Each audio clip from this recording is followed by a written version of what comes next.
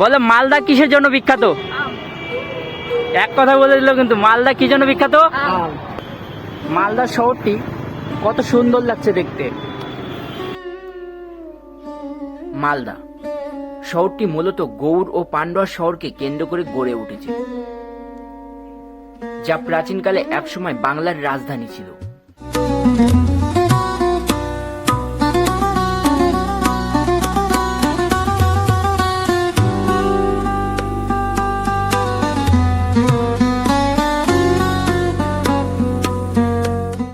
এই পাশে কিন্তু চলে যাচ্ছে তোমার কলকাতা শহর।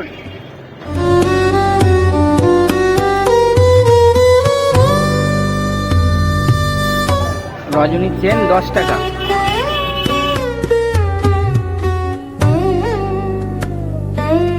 আর এখন আমি দাঁড়িয়ে আছি মালদা ওভারব্রিজের ওপর।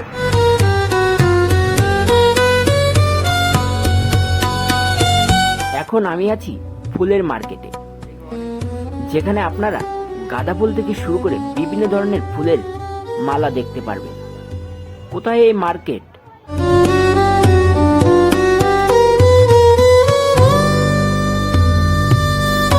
চলুন আজকে ঘুরে আসি মালদা শহর থেকে। আসলে মালদা শহরটি দেখতে কেমন? সকাল সকাল মালদার বাসে উঠে বসে পড়লাম।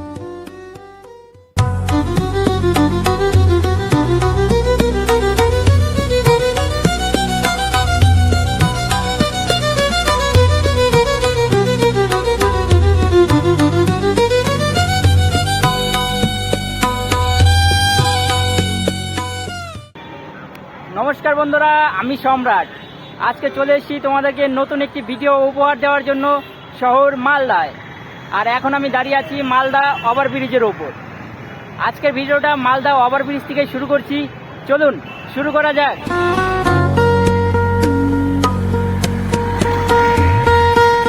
আর এখন আমি দাঁড়িয়ে আছি মালদা ওভারব্রিজের ওপর।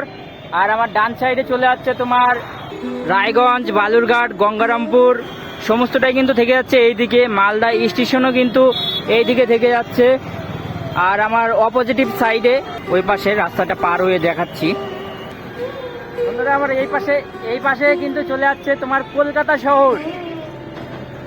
আর আমার পিছনে যে সাদা বিল্ডিংটা দেখতে পাচ্ছ, ওই সাদা বিল্ডিংটা ওটা কিন্তু মালদা কলেজ।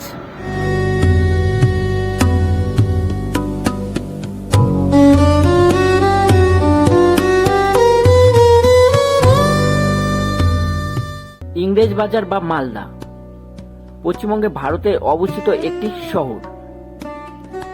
এটি আমের শহরও বলা হয়ে থাকে। রথবাড়ির ঠিক পাশেই কিন্তু পেয়ে যাবেন আপনারা ফুলের মার্কেট। এই মার্কেটের সময় সকাল 6টা থেকে 9টা পর্যন্ত এবং বিকেল 4টা থেকে 6টা পর্যন্ত।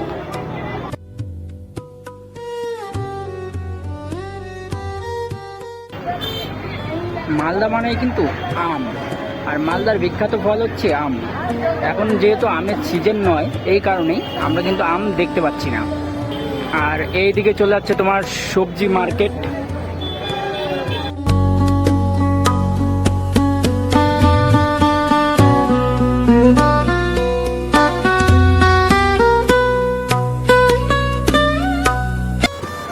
এটা হচ্ছে মালদা বাস স্ট্যান্ড। আর এখান থেকে তোমরা পেয়ে যাবা রায়গঞ্জ, গঙ্গারামপুর, বালুরঘাট এই লাইনে যাওয়ার সমস্ত বাস এখান থেকে পাবা। আর পাকুয়া, গাজল যাওয়ার বাস পাবা ঠিক তার ওই পাশ থেকে। এখান থেকে পেয়ে যাবে তোমরা পাকুয়া, গাজল, নালাগোলা যাওয়ার সমস্ত বাস এই সাইডটা। দেখুন ওভারব্রিজ থেকে মালদা শহরটি কত সুন্দর লাগছে দেখতে। Just wow.